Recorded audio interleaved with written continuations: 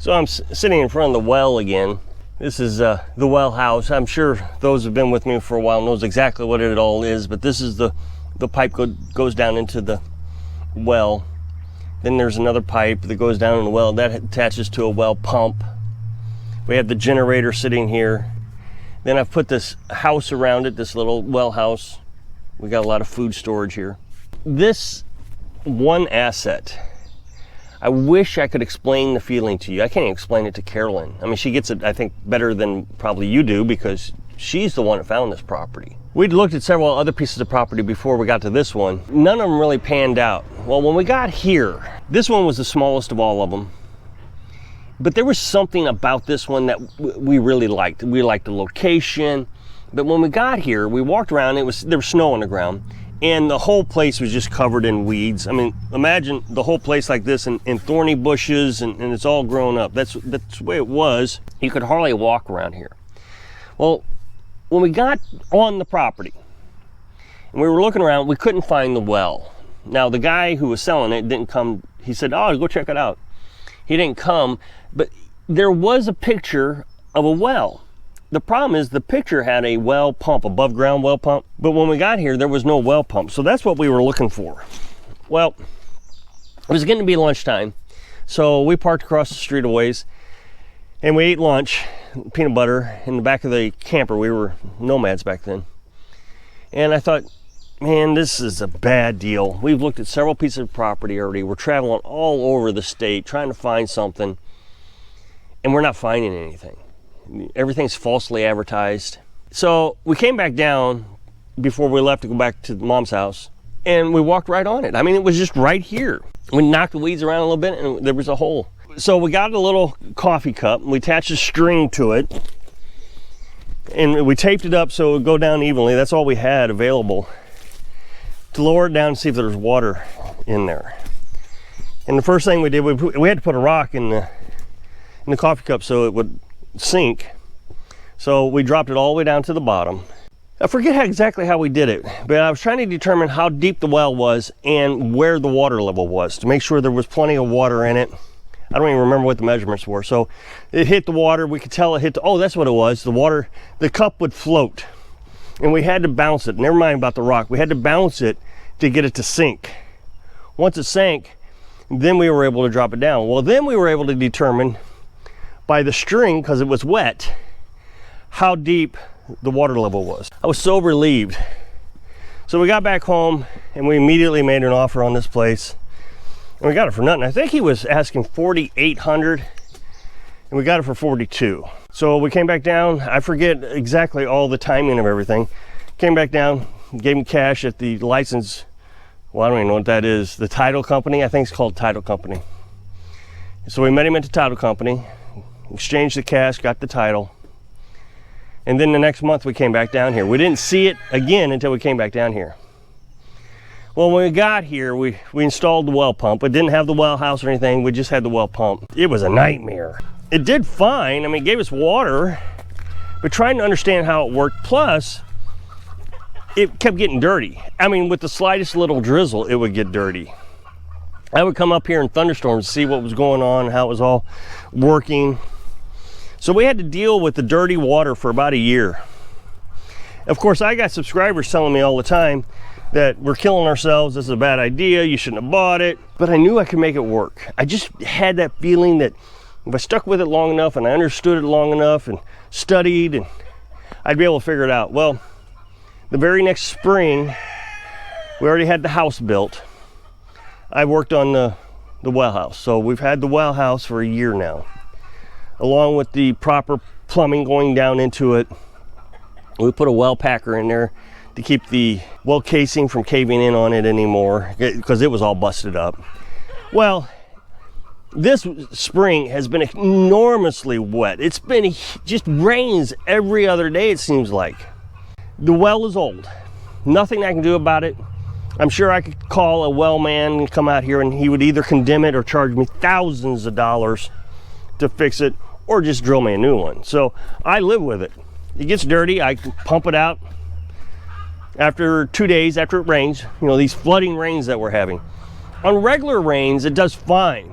It could rain for several hours and it does fine. But these flooding rains that we're getting every other day with roads washing out, I would say most of the wells probably around here are struggling. Once we get through the rainy season, I don't have to deal with that. Last year, I didn't have to deal with it at all. As a matter of fact, last year I didn't have any problems with it. I actually thought I solved my problems with the well house, but this flooding still got an issue. Of course, I got the French drain around it and everything. But having been nomads, and I've said this before, it is a real good feeling to have water, even if it is dirty. And somebody even said in the comment section one time, I'd rather have a dirty well water than city water anytime. And that's true. It's good water. Even when it's dirty, I have tasted it. Carolyn's drank it, and it doesn't taste bad. I think what happens is all that water goes down into the bedrock and seeps down. So the bedrock is pretty much clean. It's just taking all that sand and calcium with it, and it darkens and colors the water. So it's probably totally safe. Of course, people tell me to get it tested. I've tested to make sure it doesn't have lead in it. But everything else, I'm just not going to worry about it. I got the Berkey, and the Berkey's doing fine. It's not gotten clogged up at all. A lot better than when we were nomads. Filters last about a year when we were nomads. These filters on 3 years, and they're still perfectly good. So the well water is not that bad. But I get a lot of people saying you can't do something. You can't do it, can't do it, can't do it. And that well is an absolute perfect example of something a lot of people would have given their dream up for. And remember, we parked down here and I was ready to give up. When we walked down on this property and we couldn't find that well, after traveling hundreds of miles looking at different pieces of property, I was almost ready to give up. Just, oh well, let's get in an apartment or rent a house or something. We came back down and looked again, and there it was. But once we had the well, no matter what kind of shape it was in, like I said, I was pretty devastated when we came down here, actually moved the camper down, set it down, and that well was always dirty, and it was pretty difficult, but just kept at it. And it was better than nothing. Of course, we have other sources of water. There's a natural spring down the road that we could get water from, but it is just so handy to get water from here. We've not ever ran out of water. I fill up the IBC tank and we're able to get water all the time. The thing is if we found ourselves in a situation where we were getting so much rain that we were running out of water, I would just get another IBC tank, build another box around it or something. I'm not sure what I would do exactly. I don't even think I would winterize it, because during the winter we don't have any problems, but just it's during the spring. So I could run one down into the other, something. That way we'd have plenty of water to get through several days of rain. So what I see now is we can get about 3 days of rain and we have enough water to get us through 3 days of rain. And plus I got to wait the extra 2 days so all that groundwater will come down. So 5 days without filling the IBC tank, we're okay. Any more than that, I would have to start considering getting another IBC tank, which isn't a big deal. I mean, they're like 50 bucks. We just bought one for the chickens. It's 50 bucks. This one that we got is 50 bucks. But you get this a lot. You just can't do things. When I was building a tiny house, man, I was almost ready to give up on YouTube because I got so many people saying you can't do that, can't do that, can't do that. Now, we built it specifically the way we did because we don't have to follow code. Code would not have let us build it at all. But when you build it under 200 square feet or on a trailer frame, so this was a mobile home trailer frame. Remember, we cleaned all this up. We didn't have to follow code, so there was a lot of shortcuts I could take. That was important because during the pandemic, which is the time I built this, lumber prices were going through the roof. Now, I've been told they're still going through the roof. We bought a lot of this stuff used. The windows, we bought at a yard sale, all of them. They don't match, but that's fine. They don't need to match. I never had experience and I was able to do it, but everybody kept telling me I couldn't do it. One of the things that I thought of today is the porch right here. I did something and I knew what I was doing. I put one screw in the center of this board. Now, typically you put 3, but these screws are $25 a box. I mean, they're just hugely expensive and I needed a lot of them. And if I was gonna do 3, I just wouldn't have been able to afford all the screws. So I put 1 down. Well, I mean, immediately everybody said, oh, it's gonna curl, and they can.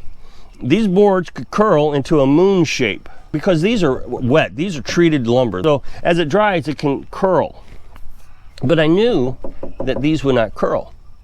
All you gotta do is research. Now, if you're a contractor, you have to put 3 screws in here because that's code. Because the reason is if this porch is too low to the ground, the underneath side never dries out. And there's actually a specification for that. Well, this porch is higher than that specification, much higher. Gets a nice breeze through here. So both sides of this board dried evenly. So it dried flat. Whereas if it had one side, the top side, would have dried and the bottom side wouldn't have, you'd have had curling. So I was able to save money. I am telling you, I lost subscribers over this. People were telling me you just can't do it. And they gave up watching because they were so angry that I did it this way. And I wish these people would come back and say, you know what? I did not believe that would work, but they won't. They were that angry, they won't come back. Now, when I built the bridge, I had to take a different approach. And so you can adjust your thinking when building it outside of code, but still making it work. When I built the bridge, you come to this side of the bridge here, and it's sitting right on the ground. The moisture on this other side is going to be very wet, whereas the top of this bridge is very dry. So this would curl. So you may see here that I got 3 screws, just like I'm supposed to. I did it all the way down. I actually didn't have to do it all the way down in the center. I wouldn't have done it, but I went ahead and overdid it because it is sitting on the ground. So if you can click that super thanks button down there, I'd really appreciate it. So I hope I can inspire you to think for yourself so you can live your dreams. Thanks for watching.